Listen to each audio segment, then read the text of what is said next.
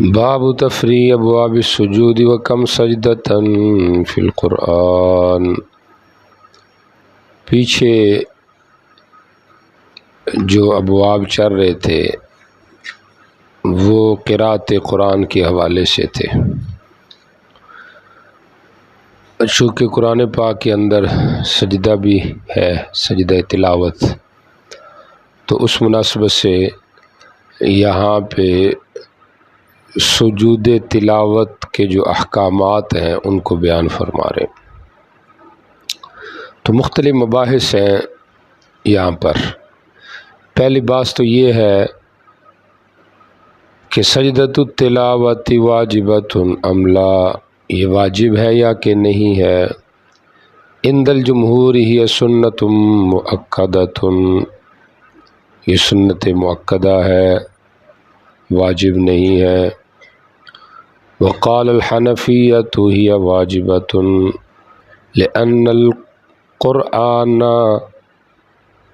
آمرۃ بذلک، قال اللہ تعالی واسجد واقترب، وفی مقام آخر واسجدوا،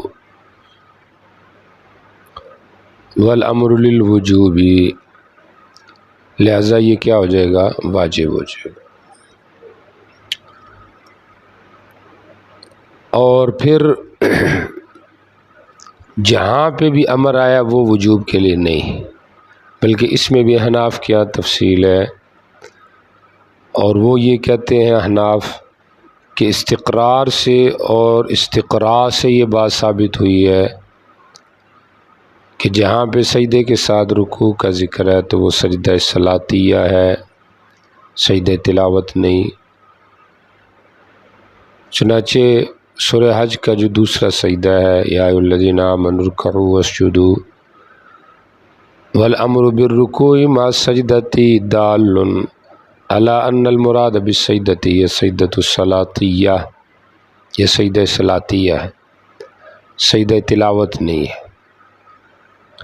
اور باقی جو رکوع کے بغیر ہے وہ کیا ہے؟ سجدہ تلاوت ہے۔ اچھا جی، یہ تو اختلاف ہو گیا اس کے حکم کے حوالے سے کہ سجدہ تلاوت کا حکم کیا ہے، سمجھ آ رہی؟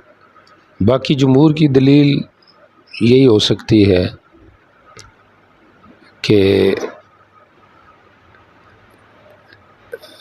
مختلف روایات، حضرت عمر رضی اللہ تعالیٰ عنہ کی ایک روایت ہے بخاری شریف میں، کننا نمر بالسجود، ہم سجدہ کیا کرتے تھے، سجدہ تلاوتوں سے گزرتے تھے، من فعل فقد اصاب ومن لم يفعل فلا اثم علیہ، ہم سجود تلاوت کی آیات سے گزرتے، جو کر لیتا تو وہ بہت اچھا کرتا، لیکن جس نے نہیں کیا فلا اثم علیہ، اس پہ کوئی گناہ نہیں۔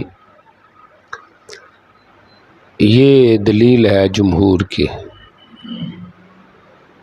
اور احناف اس میں تعویل کرتے ہیں، سمجھ آ رہی؟ مثلا من فعل فوراً بلا تأخیر و مہلت فقد اصاب، ومن لم يفعل حینئذ فی الصلاۃ فلا اثم علیہ، چونکہ سجدہ تلاوت جو ہے یہ امور غیر موقتہ میں سے ہے، سمجھ آ رہی؟ اس کے لیے کوئی وقت کی تحدید نہیں ہے، تو لہٰذا کسی اور وقت کر لیا جائے تو تب بھی ٹھیک ہے۔ باقی یہ بھی اپنی جگہ پہ بات ہے کہ صلاتیہ سجدہ خارج صلات ہو سکتا ہے، لیکن خارج صلات کا سجدہ صلاتیہ نہیں بن سکتا، کیونکہ ادنا اعلیٰ کے تابع ہوتا ہے، اعلیٰ ادنا کے تابع نہیں ہوتا، سمجھ آ رہی؟ تو یہ چیز ہے۔ اچھا جی، تو یہ تو ہو گیا حکم سجدہ تلاوت کا۔ وکیفیت السجدۃ ما ہی فی اختلاف الفقہاء، اس میں بھی فقہاء کا کیا ہے؟ اختلاف ہے۔ قال الشافعی رحمہ اللہ تعالی ہی بالتسلیم و بالتحریمتی، اس میں تکبیر تحریمہ بھی ہے اور سلام بھی ہے، سمجھ آ رہے، جس طرح باقی عام نمازوں میں یا عبادات میں ہوتا ہے۔ اور بلکہ یہ جو قول ہے اس کے اندر دوسرا قول جو ہے وہ ہے، یعنی ایک ہے امام مالک رحمہ اللہ کا اور امام احمد رحمہ اللہ کا، اور ایک ہے امام شافعی رحمہ اللہ کا۔ تو امام شافعی رحمہ اللہ کے ہاں تسلیم بھی ہے، تحریم بھی ہے، تحریمہ بھی ہے، اور امام احمد رحمہ اللہ کے ہاں تکبیر نہیں لیکن تحریمہ ہے، کیا کہتے اس کو، تسلیم ہے لیکن تکبیر نہیں ہے، یعنی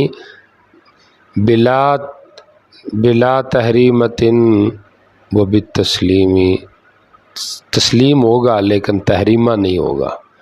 اور باقی جو فقہا ہیں ان کے ہاں بلا تکبیرت التحریمتی اور و تسلیمی، نہ تکبیر تحریمہ ہے اور نہ ہی سلام ہے، جیسے ہم کرتے ہیں اللہ اکبر، سو گیا سی۔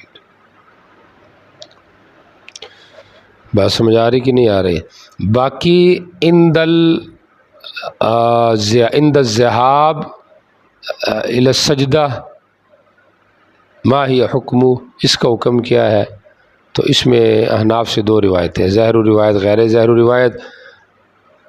ایک میں یہ ہے کہ تکبیر بھی نہیں ہے، لیکن ظاہر روایت یہ ہے کہ نہیں تکبیر ہے، وہ جیسے سجدے میں جب جاتے ہیں۔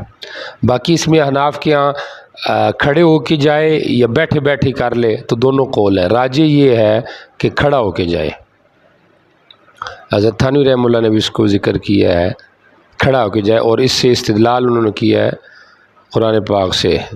قرآن پاک میں کیا ہے؟ اعوذ باللہ من الشیطان الرجیم، یخرون للاذقان، خرور کہتے ہیں السقوط علی الارض کو، زمین پہ گرنا، سمجھ آ رہی؟ خر موسیٰ صاعقہ، بے ہوش ہو کے نیچے گر پڑے۔ اچھا جی، یہ تو دوسری بات تھی کیفیت کے حوالے سے کہ اس کی کیفیت کیا ہے، اور تعداد کے حوالے سے سجود تلاوت کی تعداد کیا ہے، فی اختلاف الفقہاء، اس میں بھی فقہاء کا کیا ہے؟ اختلاف ہے، سمجھ آ رہی کہ نہیں؟ دین کا اگر انفی نہ ہوتے ہم تو ہم یہ کہہ سکتے تھے کہ انہوں نے دین کا بیڑا غرق کر دیے، کیا خیال ہے؟ لیکن اختلاف امتی رحمت، امت کا اختلاف رحمت، اور اختلاف جب دلائل کی بنیاد پہ ہو تو وہ رحمت ہوتا ہی ہے، سمجھ آ رہے؟ اتنا اختلاف اور پھر اتنا پیار،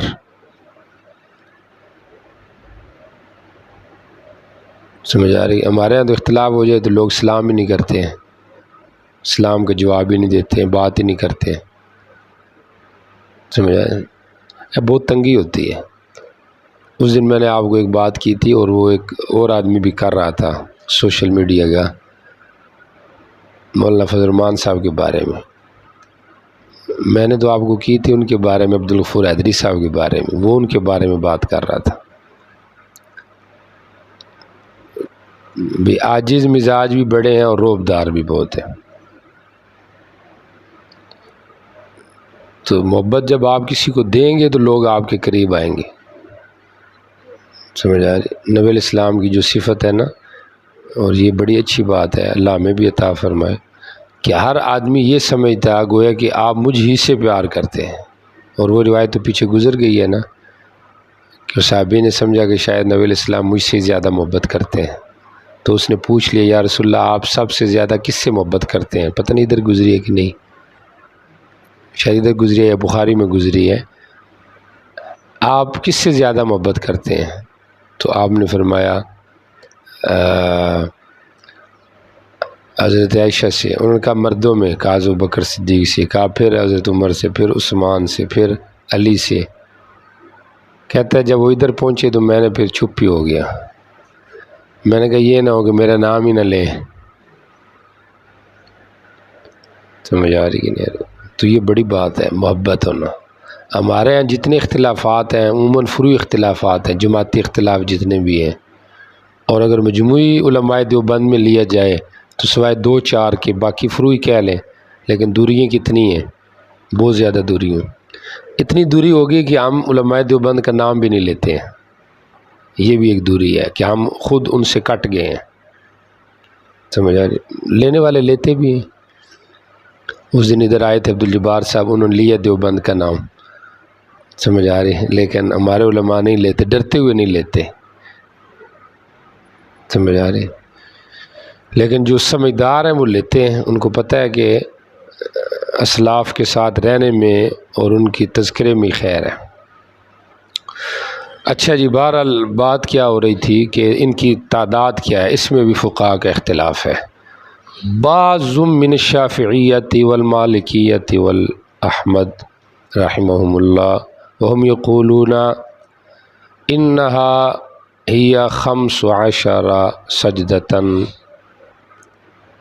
یہ 15 ہیں، سمجھ آ رہے، 15 سجدے ہیں، اور چنانچہ یہاں پہ ایک روایت آ بھی رہی ہے، پہلی باب کی روایت بھی اس کے اندر یہی ہے، 15 سجدۃ، 15 سجدۃ، 15 سجدے ہیں، ٹھیک ہو گیا۔ اور وقال الجمہور، جمہور کہتے ہیں کہ نہیں ہے 14 سجدۃ، یہ 14 سجدے ہیں۔ اور ففی تعیینھا ایضا اختلاف، 14 کون کون سے ہیں پھر اختلاف ہے۔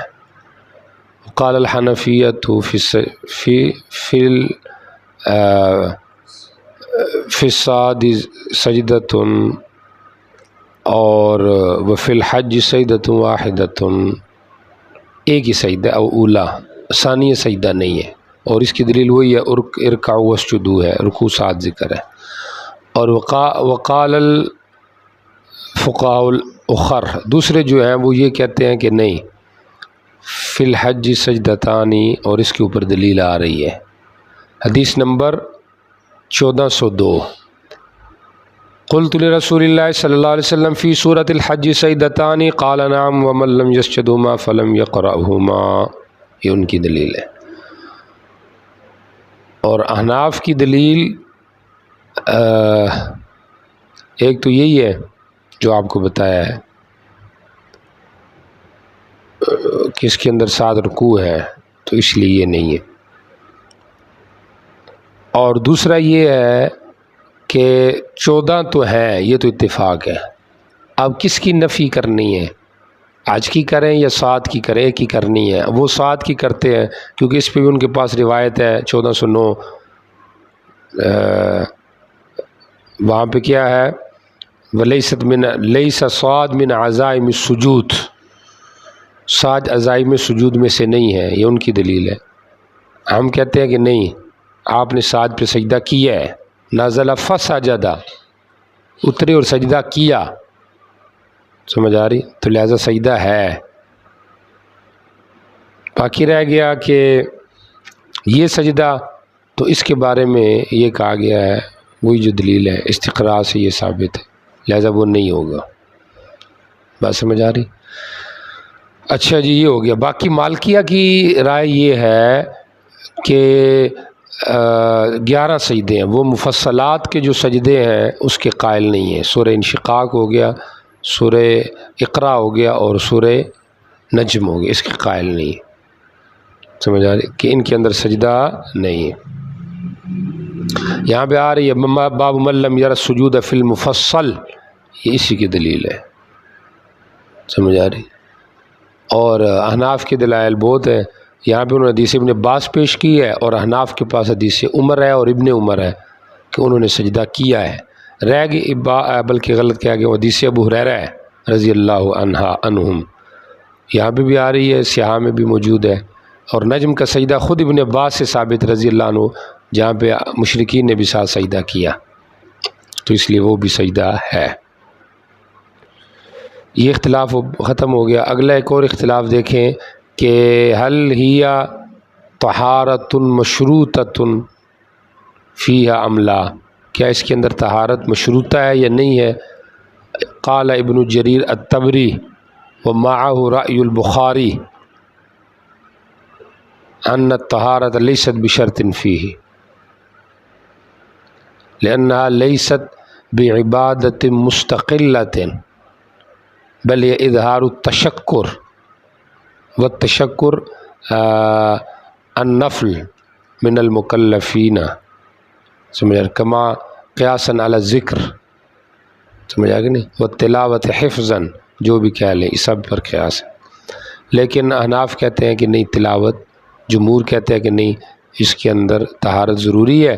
اور امام بخاری نے جو تعلیق پیش کی ہے حضرت ابن عمر رضی اللہ تعالیٰ عنہ کی، سجد علی غیر وضوء یا علی وضوء، دونوں روایتیں ہیں، پڑھ لی ہوگا آپ نے، سمجھ آ رہی؟ تو تطبیق یہ دی گئی ہے کہ ممکن ہے وہ علی العجلت قائل نہ ہوں، سمجھ آ رہی، اور علی التاخیر والسہولہ قائل ہوں، یا طہارہ مثبتہ جو ہے وہ کیا کہتے ہیں اس کو، کبیرہ ہو، اور صغیرہ جو ہے وہ منفیہ ہو۔ تو دونوں قسم کی باتیں یعنی کو کرنے کی کوشش کی گئی ہے، تعویل تطبیق دی گئی ہے۔ کیا کی گئی ہے کہ جہاں پہ انہوں نے کہا نا کہ طہارت ضروری نہیں، تو مطلب یہ ہے کہ اگر کوئی عذر ہے تو، اور اگر عذر نہیں ہے تو پھر ضروری ہے۔ بہرحال یہ ہے کہ چونکہ سجدہ من ارکان الصلاۃ ہے، اگرچہ فی الصلاۃ نہیں ہے لیکن من ارکان الصلاۃ ہے، اور اس کی نفی کے اوپر کوئی دلیل نہیں ہے واضح، تو اس کا قیاس پھر باقی عبادات پر ہی کیا جائے گا۔ ہو گیا کہ نہیں ہو گیا؟ اچھا جی، یہ بھی مسئلہ ہو گیا پورا، باقی کوئی مسئلہ ہوگا تو ضمن میں آ جائے گا۔ جی پہلی روایت دیکھیں، ترجمہ باب نمبر جو ہے نا وہ حدیث نمبر 1401 ہے۔ نبی علیہ السلام نے اقرا ان کو 15 سجدے قرآن میں پڑھائے، 3 ان میں سے مفصلات کے تھے اور حج کے 2 سجدے تھے۔ یہ روایت 15 کی ہے، حج میں 2 سجدے ہیں، لیکن اس کے اندر 2 راوی ہیں، ایک یہ کیا کہتے ہیں اس کو، یزید ہو گیا، نافع بن یزید، اور حارث بن سعید، بلکہ نہیں، حارث بن سعید اور عبداللہ ابن منین۔ متکلم فی راوی امام نووی نے تو تصحیح کیا اور نے تضعیف بھی کی ہے۔ بہرحال 15 تک تو پہنچ گئے نا، ٹھیک ہو گیا۔ اگلی جو روایت ہے جس میں 11 سجدے کا ذکر تھا، مالکیہ کی دلیل اس کی اسناد بہت کمزور ہے۔ جی پڑھے جی اگلی روایت۔ جی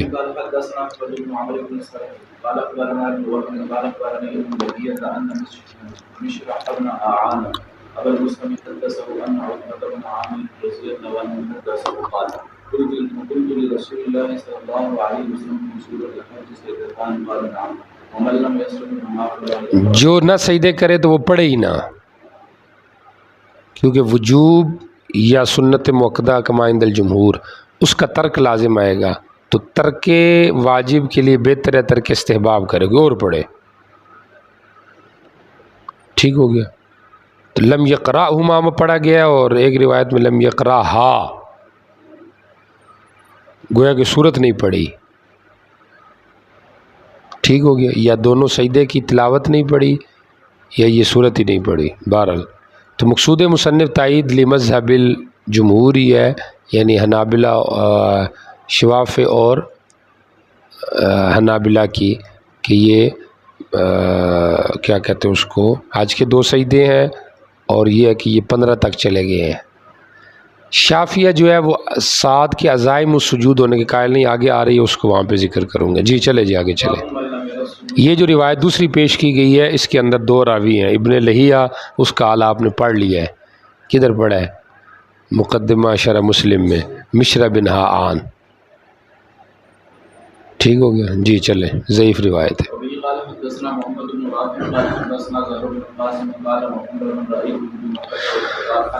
اللہم وفقنا۔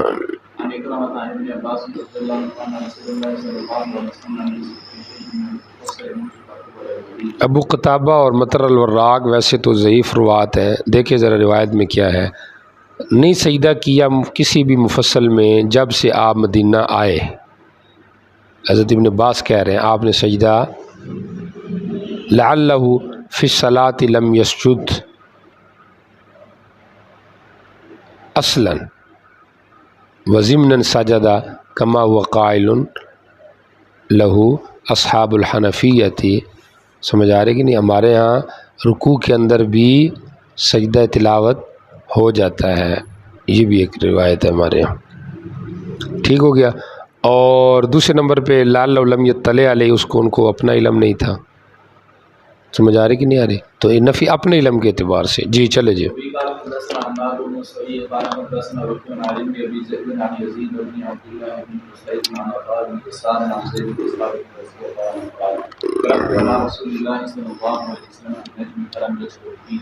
ٹھیک ہو گیا۔ نیچے لکھے لأن لم یکن لا طہر او کان وقت الکراہۃ، یا فوراً نہیں کیا۔ جی چلے جی۔ قال اخبرنا ابن وهب قال حدثنا مصطفى عن ابن مسيب عن خالد بن يزيد بن ثابت عن النبي رضي الله عنه عن النبي صلى الله عليه وسلم بمعناه قال وكان زيد رضي الله عنه الامام۔ توجہ کریں، یہاں پہ ایک اور بات ہے کہ سجدہ تلاوت کی شرائط بھی ہے کہ نہیں ہے۔ امام احمد اور امام شافعی اس کی شرائط کے قائل ہیں۔ شرائط میں سے ایک شرط یہ ہے کہ الاستماع، قصداً اس کو سنا ہو آیت سجدہ کو، تب ہوگا۔ نمبر دو، سجدۃ التالی، پڑھنے والا بھی سجدہ کرے تو پھر سامع پہ ہوگا۔ نمبر تین، صلاحیت اہلیت، یا اہلیت کر لے، اہلیت الامام،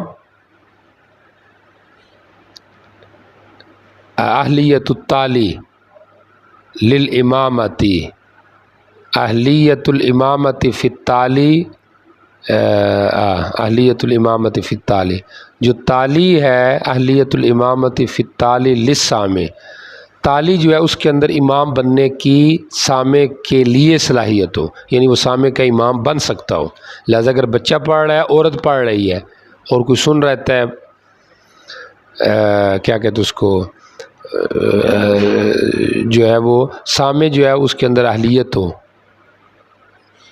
کس کی، امام بننے کی، تب سجدہ ہوگا۔ تو لہذا اگر جو ہے نا وہ بچہ ہے یا عورت ہے اور وہ اس کو کیا کر رہے ہیں، سن رہے ہیں، تو بلکہ پڑھ رہے ہیں، بچہ ہے یا عورت ہے وہ اس کو پڑھ رہے ہیں، لیکن ان کے اندر تو اہلیت نہیں ہے نا امام بننے کی، سامع کی۔ اب ان کی جو تلاوت سنے گا اس عورت یا بچے کی کوئی مرد، تو مرد پہ سجدہ تلاوت نہیں ہے۔ تین شرطیں ہوگی ذہن میں، استماع، اور دوسرے نمبر پہ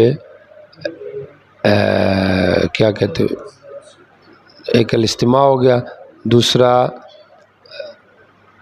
ابھی بتایا تھا تالی سجدہ کرے، اور تیسرے نمبر پہ اہلیت ہو سامع کے اندر، تالی کے اندر سامع کے امام بننے کی۔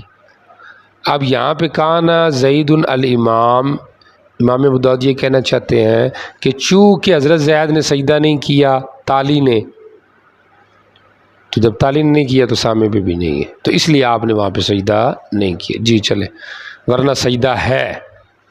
جی جی جی چلے۔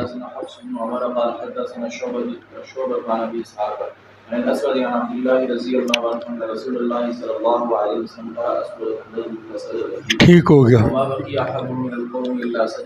سب نے سجدہ کیا۔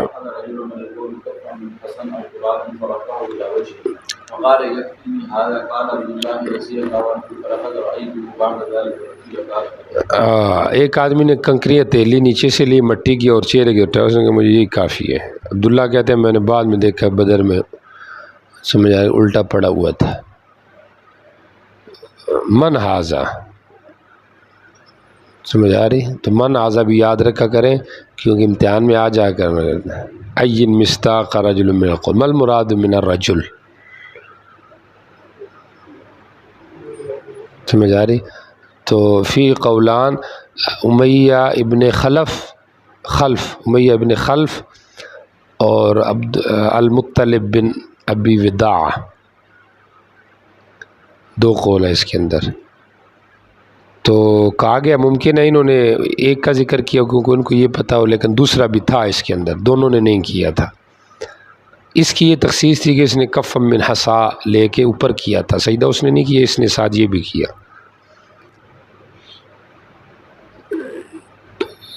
جی باقی ہر ایک نے سجدہ کیا، سورہ نجم آپ نے پڑھی، ہر ایک نے سجدہ کیا، چونکہ اس کے اندر تکبر تھا اس لیے اس نے نہیں کیا۔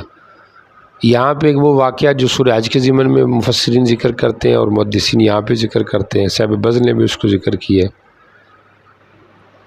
کہ مشرکین بھی سجدے میں چلے گئے جب آپ نے پڑھا افرأیتم اللات والعزی ومناۃ الثالثۃ الاخری، یعنی جب آپ نے یہ پڑھا نا تلک القرآن کل الا وان شفاعۃ الرجل، اور پھر اس صورت کے آخر میں جب نبی علیہ السلام نے سجدہ کیا تو سب نے سجدہ کیا۔ تو یہاں پہ بھی آ رہا ہے سجدہ ما بقی احد الا سجد، سب نے سجدہ کیا۔ اب یہ تلک القرآن کل الا وان شفاعۃ پڑھ لیا آپ نے کئی دفعہ۔ حضرت ابن اجر کی رائے یہ ہے کہ یہ واقعہ ٹھیک ہے، سمجھ آ رہی ہے، رحمہ اللہ کی یہ رائے ہے۔ گو کہ بعض نے تو اس کا انکار ہی کر دیا کہ یہ واقعہ ہے ہی غریب ہے، آپ یوں کہہ لیں موضوع ہے، قرآن کے خلاف ہے، ٹھیک ہی نہیں ہے، آپ نے نہیں سجدہ کیا، یعنی آپ کی زبان سے یہ نہیں پڑھا گیا ان تلک القرآن کل الا وان شفاعتہن لترتجى، پھر تو ایک آسان بات ہوگی، جان چھوٹ گئی۔ لیکن حضرت ابن اجر کہتے ہیں کہ تعدد طرق سے گو ضعیف ہی کیوں نہیں ہے، اس کے ضعف کا انجبار ہو جاتا ہے، لہذا یہ روایت قابل استدلال ہے۔ ہاں تعویل کریں، سمجھ آ رہی کہ نہیں؟ اصولی بندہ یہی ہوتا ہے جو اصل پہ چلتا ہے، تو اصول محدثین کی روح سے وہ کہتے ہیں کہ روایت ٹھیک ہے، قابل استدلال ہے۔ اب کیا تعویل کرنی ہے، اس کی انہوں نے پھر 6 7 8 10 تعویلیں کر دی۔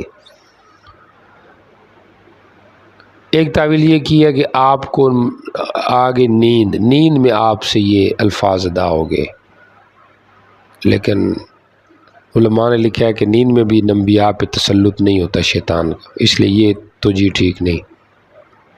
ایک انہوں نے یہ توجیہ کی ہے کہ نبی علیہ الصلوۃ والسلام نے یہ پڑھا تو اس سے پہلے ان کا ایک مقولہ آپ سنتے رہتے تھے ان شفاعت، تو چونکہ ایک چیز جب ذہن میں بیٹھتی ہے تو اسی پیرائے میں آپ نے یہ بھی پڑھ دیا بغیر اختیار، لیکن اس توجیہ کو بھی نہیں لیا گیا۔ ایک انہوں نے یہ کیا ہے کہ دو توجیہ ہوگی، ایک توجیہ یہ کی گئی ہے کہ جب آپ پڑھ رہے تھے تو بیچ میں شیطان نے آ کے اپنے الفاظ سے نبی کے الفاظ کے قریب لا کے اپنے الفاظ اس نے یہ پڑھ دیے، لوگوں نے یہ سمجھا کہ شاید نبی علیہ السلام نے پڑھے، حالانکہ نبی علیہ السلام نے وہ نہیں پڑھے تھے۔ شاید اس کو انہوں نے احسن الوجوہ کہا ہے کہ یہ سب سے بہتر توجیہ ہے، کیونکہ اس سے نبی بچ جائے گا اس سے کہ اس پہ شیطانی تسلط ہوا ہے۔ کسی نے یہ کہا کہ نہیں، کسی اور بندے نے یہ پڑھا، شیطان نے نہیں، کسی بندے نے بیچ میں یہ بات پڑھی تو سننے والوں نے یہ سمجھا کہ شاید نبی علیہ السلام نے پڑھی ہے، تو وہ خوش ہو گئے، سمجھ آ رہی کہ نہیں؟ کسی نے کہا کہ یہ الفاظ تو فرشتوں کے بارے میں تھے، ان توجیہات ذکر کیے، تلک القرآن کل الا، بڑی بڑی ہستیاں ہیں، ان کی شفاعت مانی جائے گی، تو انہوں نے اس کو موڑ لیا اپنے معبودوں کی طرف، اور پھر انہوں نے یہ بات کی۔ ایک اور توجیہ یہ کی گئی ہے کہ یہ قرآن پاک کی آیات تھی، پھر منسوخ ہو چکی ہیں، اور مراد فرشتے ہی تھے، لیکن یہ اپنی طرف لے گئے، سمجھ آ رہی؟ تو بہت ساری توجیہات کی گئی ہیں۔ بہرحال اس کی پھر بہتر تعویل یہ کی گئی ہے جس کو مفسرین نے بھی اچھا سمجھا، تھانوی نے بھی اس کو لیا رحمہ اللہ نے، کہ اس کا مطلب یہ ہے کہ ہر نبی اپنی محنت کرتا ہے اور وہ لوگوں کو بات بتاتا ہے، لیکن لوگ نبی کی بات کو اپنے پیرائے اور آرزوؤں کے مطابق ڈالنے کی اور سمجھنے کی کوشش کرتے ہیں، یعنی اس کا غلط مطلب سمجھ لیتے ہیں، حالانکہ وہ مطلب ہوتا نہیں۔ الا اذا تمنا جب نبی پڑھتا ہے تو شیطان لوگوں کے دلوں میں وسوسے ڈالتا ہے، سمجھ آ رہی، کہ یہ نہیں یہ ہے، یہ نہیں یہ ہے۔ تو اب یہ ٹھیک، اب یہ تو جی مناسب ہے۔ بہرحال اس سے ایک بات سمجھ میں یہ بھی آ گئی ہے کہ ہمیشہ حدیث کو اصول حدیث کے مطابق رکھنا چاہیے، سمجھ آ رہی، یہ نہیں کہ جو اپنے مسئلے کے خلاف ہو تو اس کے بیڑے غرق کر دیں اور جو نہ ہو تو پھر اس کو لیتے رہیں، تو یہ چیز غلط ہے۔ عالم کو ہمیشہ للہ فی اللہ چیز سوچنی چاہیے، مذہب، جماعت، فرقہ پرستی اس سے ہٹ کے، حتیٰ کہ مسلک سے بھی ہٹ کے کہ بھئی میں حنفی ہوں لہٰذا یہ نہیں، اس کو حنفیت سے ہٹ کے سوچے۔ اس لیے کئی مسائل ایسے ہیں کہ جہاں پہ علماء نے کہا ہے کہ اس میں دلائل کے لحاظ سے جمہور کو تقویت ہے، سمجھ آ رہی، کافی مسائل ایسے ہیں جس میں جمہور کی انہوں نے کیا کی ہے، تقویت کی ہے۔ جیسے شراب والا مسئلہ لے لیں، اب شراب حنفیہ کے ہاں، امام صاحب کے ہاں تو شراب وہی ہے جو ہوتی ہے، ایک ہی قسم ہے، کھجور کی یا نبیذ اس کی زبیب کی جو ہوتی ہے، اور یعنی زبیب کی جو کشمش کی جو ہوتی ہے وہی شراب ہوتی ہے، اور جمہور کے یہاں ہر شراب شراب ہے۔ دلائل کے لحاظ سے احناف کی، ان کی جمہور کی بات قوی ہے، سمجھ آ رہی۔ اچھا جی، بہرحال یہ مسئلہ ہوگی بات۔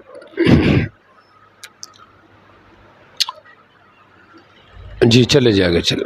باب سجود کی السماء انشقت والاقرا وبه قال حدثنا مسدد قال حدثنا سفيان عن ايوب بن موسى عن عطاء بن ميناء عن ابي هريره رضي الله عنه قال سجدنا مع رسول الله صلى الله عليه وسلم في السماء انشقت۔ ٹھیک ہو گیا، مفصلات میں سے ہے، سورہ نجم کا پیچھے ذکر آ گیا تو تینوں کا ذکر ہو گیا۔ جی چلیں۔ وبه قال حدثنا مسدد قال حدثنا معتمر قال سمعت ابي قال حدثنا عن ابي رافع قال صليت مع ابي هريره رضي الله عنه عشاء کی نماز میں السماء انشقت فسجد فقلت ما هذه السجدة قال سجدت بها حتى القاسم صلى الله عليه وسلم فلا ازال اسجد بها حتى القاه حتی القاہ، یہاں تک کہ میں نبی سے مل جاؤں مر کے۔ سمجھ آ رہی کہ نہیں آ رہے؟ جی چلے، تو کہاں لکھا ہو نہیں ہے، سمجھ آ رہا؟ جی چلے۔ حضرت کی جو کتاب ہے نا، حضرت قاضی شمس الدین رحمہ اللہ کی، کیا کہتے ہیں اس کو،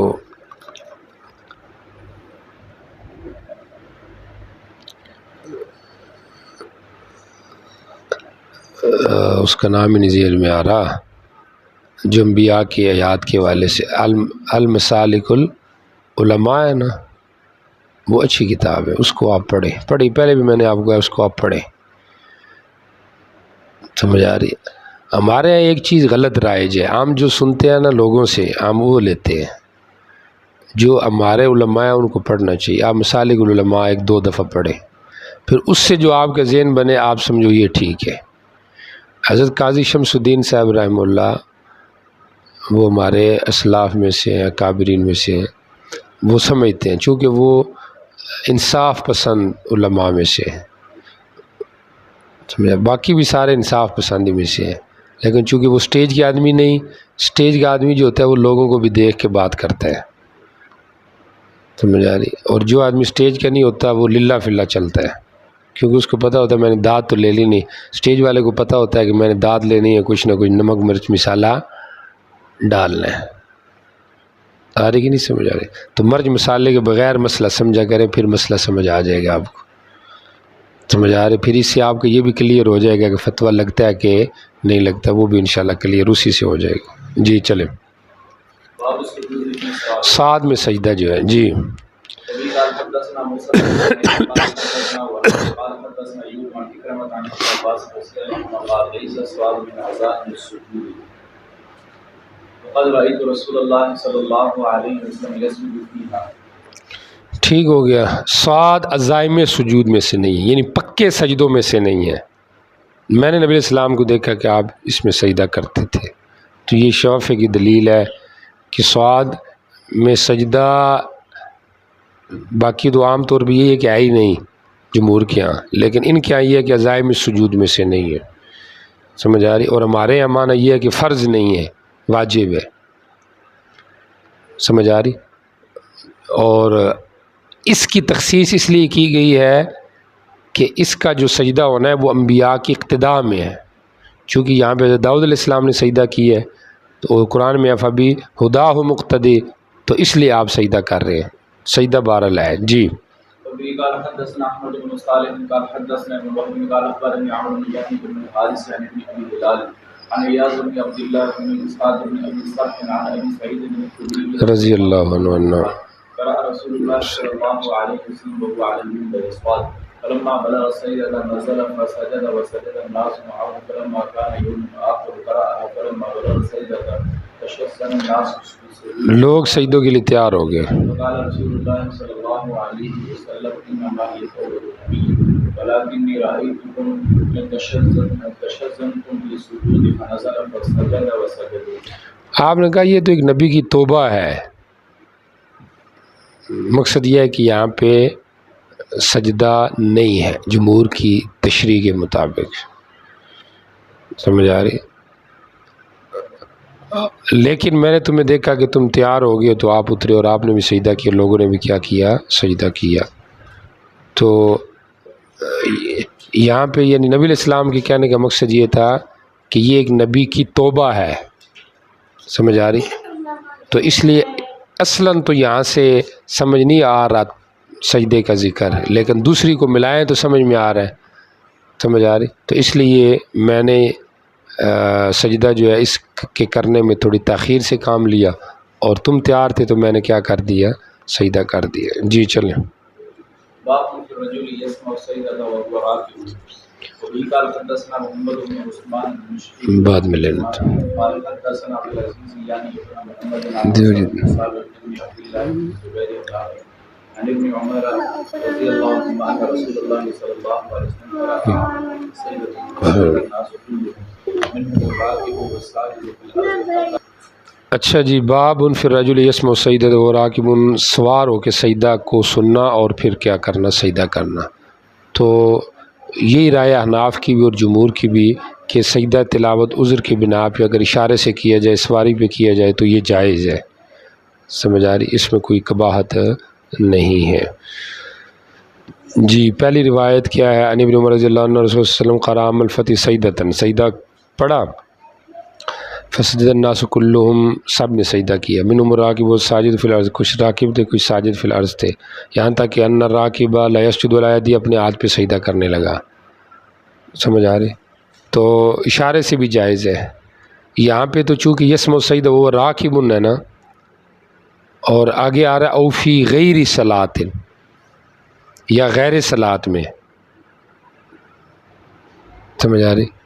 تو یہ اصل میں غیر صلاۃ کا مسئلہ ہے، صلاۃ کا مسئلہ نہیں. کیونکہ عام الفتح میں جب آپ پڑھ رہے تھے تو پھر آپ واپسی میں پڑھ رہے تھے اور سوار تھے، لیکن نماز کی حالت نہیں تھی.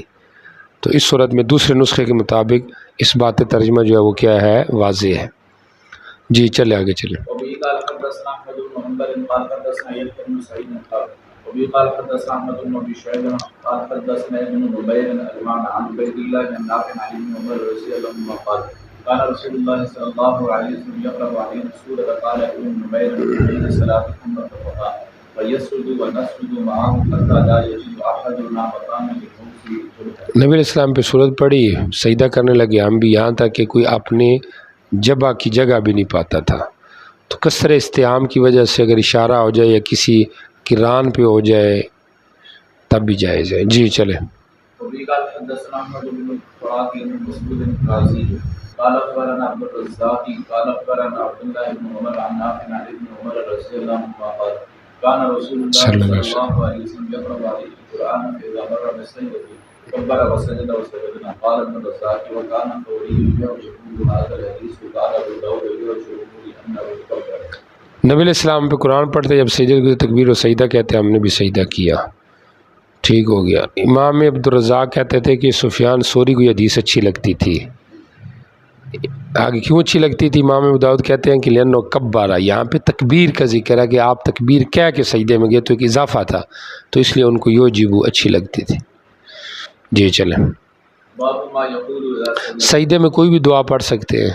جی چلیں۔ قال حدثنا مسدد قال حدثنا اسماعيل قال حدثنا خالد بن حزام عن رجل عن ابي العالية عن عائشة رضي الله عنها قالت كان رسول الله صلى الله عليه وسلم يقول في سجود القرآن بالليل يقول في السجدة النهار وسجد وجهه الذي خلقه وشق سمعه وبصره بقوله وقوله. ٹھیک ہو گیا۔ باب في من يقرأ السجدة بعد الصبح وفي قال حدثنا عبد الله بن یہ ایک اور مسئلہ ہے، ایک منٹ جی، صبح کے بعد اوقات مکروہ میں سجدہ کرنا، ما ہی حکمہ، اس کا کیا حکم ہے؟ سمجھ آ رہی؟ تو اس میں بھی فقہاء کا اختلاف ہے۔ امام احمد رحمہ اللہ کہتے ہیں کہ سجدہ ہو گئی نہیں، لا يجوز السجدۃ فی الاوقات المکروہۃ، اور اوقات مکروہ کیا ہے اس کا پیچھے ذکر ہو چکا ہے۔ شوافی کہتے ہیں کہ ہو تو جائے گا لیکن بالکراہت ہوگا، اور باقی حضرات کی حنابلہ اور مالکیہ کی رائے یہ ہے، احناف اور مالکیہ کی، بلکہ احناف کی رائے یہ ہے کہ اگر تو سجدہ کیا ہے اوقات، یعنی سبب اس کا، بلکہ احناف یہ کہتے ہیں کہ اگر تو پڑھا سجدہ تلاوت کی آیت کو اسی وقت مکروہ میں ہے پھر تو اسی وقت کرے کیونکہ سبب ناقص ہے، اور اگر کسی اور وقت میں پڑھا ہے تو اب اس وقت سجدہ نہ کرے۔ سمجھ آ رہی؟ تو مطلب احناف کے ہاں بھی یہ ہوا کہ سجدہ نہ، اوقات مکروہ میں سجدہ تلاوت نہیں کر سکتے۔ شوافی کے ہاں بھی سجدہ تلاوت نہیں کر سکتے کیونکہ شوافی کے ہاں نوافل ذات و سبب اوقات مکروہ میں پکڑ سکتے ہیں، اور یہ تو کوئی ایسا نفل نہیں ہے جو ذات و سبب ہو۔ سمجھ آ رہی؟ اس لیے ان کے ہاں بھی نہیں ہے۔ مالکیہ کا وہی مذہب ہے جو حنابلہ کا ہے۔ اب بظاہر یہ حدیث جو آ رہی ہے یہاں پہ یہ غالباً احناف کے خلاف ہے، سمجھ آ رہی؟ لیکن اس کی تعویل بھی آسان ہے۔ دیکھیے ذرا، روایت بھی اس میں ضعیف ہے، یہ روایت ضعیف ہے، ابو بحر راوی اس کے اندر ضعیف ہے، اس لیے احناف کے خلاف نہیں ہے۔ جی چلے۔ قال حدثنا ابو بكر قال حدثنا ثابت بن عبارة قال حدثنا ابن تميمة الجميع قال حدثنا لما بوسنا وقال ابو داود يعني المدينة قال ثم ہمیں ایک قافلوں کی جماعت میں بھیجا کیا، جی میں صبح کی نماز کے بعد لوگوں کو بیان کرتا تھا، میں نے سجدہ کیا، سجدہ تلاوت کرتا تھا، جی فقال اني صليت خلف رسول الله صلى الله عليه وسلم ومع ابي بكر وعمر وعثمان لم يذكروا حتى تبدو الشمس. میں سجدہ کرتا ہوں، نے مجھے منع کیا، میں نہیں باز ہے 3 دفعہ، اب انہوں نے 4تھی دفعہ مجھے یہ بتایا کہ میں نے حضرت ابوبکر، حضرت عمر، نبی علیہ السلام کے پیچھے پڑھا ہے، وہ تو سجدہ نہیں کرتے تھے یہاں تک کہ وہ سورج طلوع ہو جاتا، تو آپ کیوں کر رہے ہیں؟ آ رہی کہ نہیں سمجھ آ رہی؟ ہمارے خلاف جا رہی ہے کیونکہ ہمارے ہاں تو تھوڑی تفصیل ہے، تو اس لیے ابو بحر راوی کی وجہ سے یہ روایت ضعیف ہے۔ جی چلیں، ٹھیک ہو گیا۔ نوافل کے اندر چونکہ پیچھے گزرا تھا وطر کا بھی ہے تو یہ وطر آ گیا۔ جی قال حدثنا ابراهيم بن موسى قال اخبرنا عيسى عن زكريا عن اسحاق عن عاصم عن علي بن رضي الله عنه قال قال رسول الله صلى الله عليه وسلم يا اهل القران اوتوا ان الله ذكر. جمہور چونکہ استحباب اور سنیت کے قائل ہے نا، تو مصنف بھی جمہور کی تائید میں پہلا باب یہ قائم کر رہا ہے کہ وطر مستحب ہے، اہل قرآن وطر پڑھو، اللہ وطر ہے، وطر کو پسند کرتا ہے، یا تو اس سے تمام مسلمان مراد ہے چونکہ سب قرآن کو مانتے ہیں۔ دوسری توجہ یہ کی گئی ہے کہ اہل قرآن سے مراد اہل قرآن ہی ہے، اور وطر ان سے مراد قیام اللیل ہے، تہجد ہے، چونکہ وہ پوری نماز کو بھی وطر آپ بناتے تھے نا، تو اے قرآن، حافظ قرآن والو، حفاظ قرآن اور علماء دین، اللہ تعالیٰ وطر ہے، وہ رات کی نماز کو پسند کرتے ہیں، لہذا وطر پڑھو، یعنی قیام اللیل کرو۔ واللہ الموفق، اللہ توفیق عطا فرمائے۔ جی چلیں۔ وبه قال حدثنا عثمان بن ابي شيبه قال حدثنا ابو حفص الاخبار عن الاعمش عن عمرو بن قرة عن ابي عبيده عن عبد الله رضي الله عنه عن النبي صلى الله عليه وسلم بمعناه زاد قال اعرابی ما تقول قال ليس لك ولا لاصحابك. ٹھیک ہو گیا. یہاں پہ یہ ہے کہ وہ مطلب اہل قرآن اس کے ساتھ خاص ہے. سمجھ آ رہی کہ نہیں آ رہی؟ تو اہل قرآن کون ہے؟ قرآن وہی ہے نا جو قرآن کو حفظ کرتے ہیں یا وہ کرتے ہیں یہ کرتے ہیں. جی چلیں. حفاظ قرآن کی بھی اپنی جگہ پہ بشارتیں موجود ہیں. سمجھ آ رہی کہ نہیں آ رہی؟ حافظ قرآن کو تاج پہنایا جائے گا، کچھ نے اس کو خاص کرنے کی کوشش کی ہے کہ یہ علماء مراد ہے یا جو حافظ عمل کرتے ہیں. نہیں، سمجھ آ رہی؟ من قرأ القرآن وعمل بما فیہ، عمل کرتے ہیں. اولا تو یہی ہے کہ اسی کے لیے ہے، لیکن کیا بعید ہے کہ اللہ دوسرے کو بھی عطا کرے. سمجھ آ رہی کہ نہیں آ رہی؟ جی چلیں. حدثنا ابو الوليد الطيالسي وقتيبة بن سعيد بن قال حدثنا الليث بن يزيد بن ابي لبيد عن عبد الله بن راشد الزوفي عن عبد الله بن ابي بكر الزوفي عن خارجة بن خزامة رضي الله عنه قال ابو الوليد العدوي قال خرج علينا صلی اللہ علیہ وسلم. قال ان الله تعالى قد امر زیادہ کر دیا تمہیں ایک نماز. جی سرخ اونٹوں سے وطر ہے. مزید علیہ کی جن سے ہوتا ہے آپ نے پڑھ لیا ہے، لیکن یہ بھی ضروری نہیں. جیسے زید بن امام کہتے ہیں مزید علیہ کی جن سے ہو، یہ ضروری نہیں، کیونکہ بعض اوقات اس سے اس کو تقویت دینا مقصد ہوتا ہے. غیر جنس کے اوپر بھی کسی چیز کا اضافہ ہوتا ہے اس کو تقویت دینے کے لیے. سمجھ آ رہی؟ درجے میں ایک ہونا ضروری نہیں ہے. ایسے ہر چیز میں ایسے ہی ہے. تو پھر کہتے ہیں اصل اس کا استدلال اگلی حدیث سے ہونا چاہیے الوتر حق ان سے، چونکہ اختلاف ہے نا کہ وطر واجب ہے یا کیا ہے سنت ہے. جی چلے. اللہ اکبر.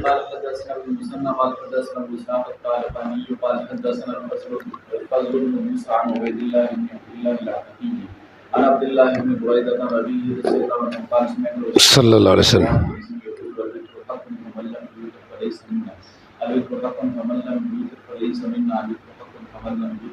ٹھیک ہو گیا.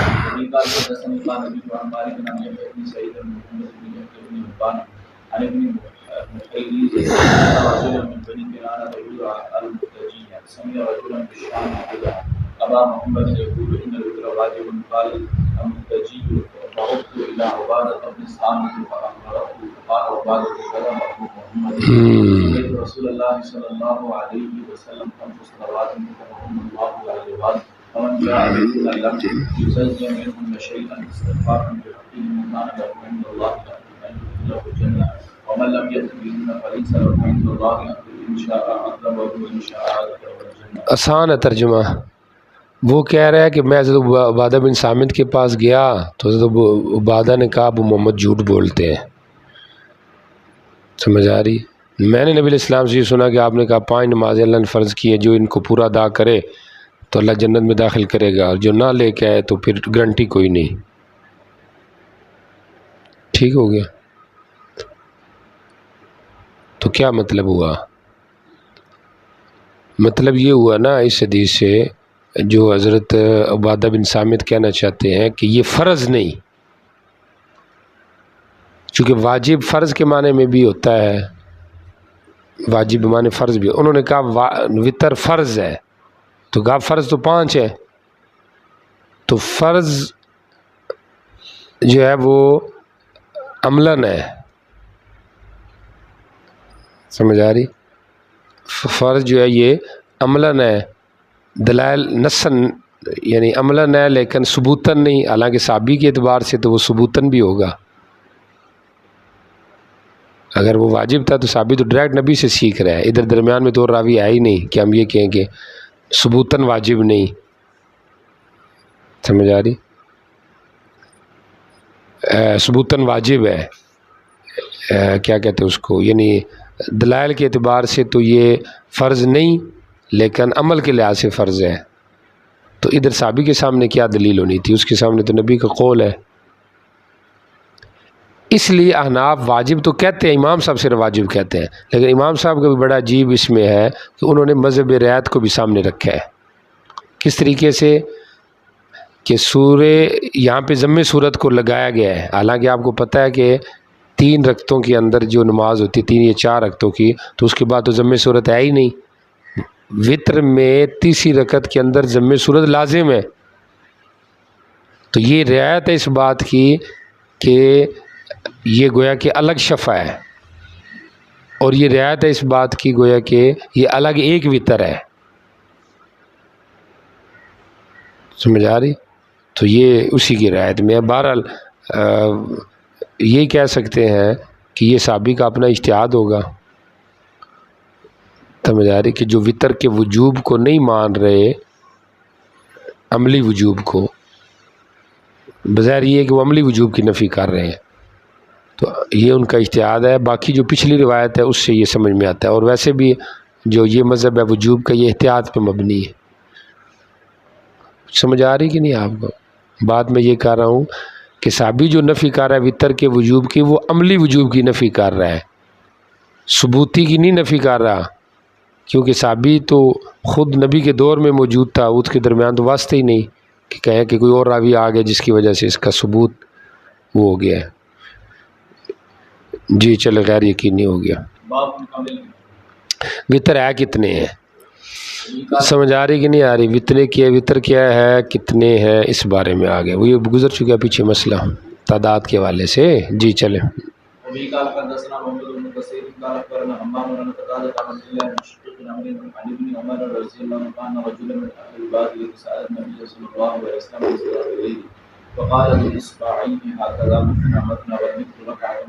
ایک رکعت یعنی یوں اطار کرنا مراد ہے، ایک رکعت ہے۔ جی چلے۔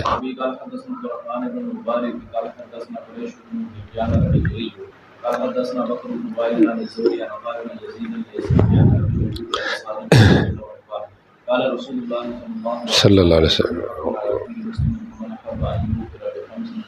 ٹھیک ہو گیا۔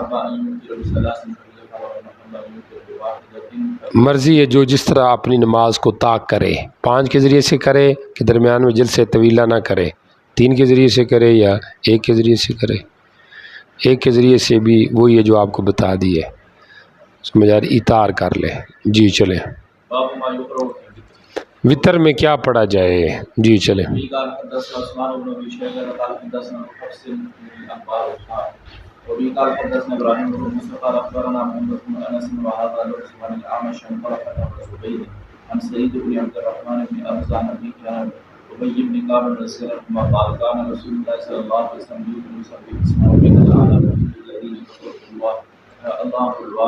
توجہ کرے آپ سب، بسم ربک الاعلیٰ قل للذین کفروا یعنی قل الکافرون، اور پھر قل هو اللہ پڑھتے تھے۔ جی ٹھیک ہو گیا، 3 آیتیں ہو گئی۔ جی چلیں۔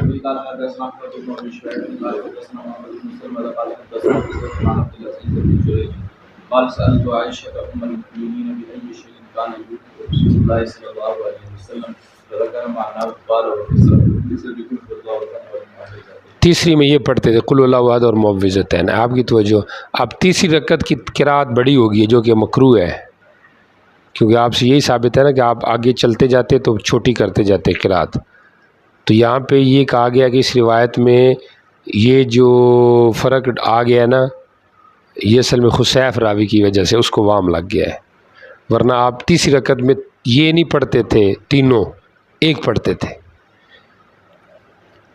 سمجھ آ رہے کہ نہیں آ رہے؟ تو یہ وام ہے۔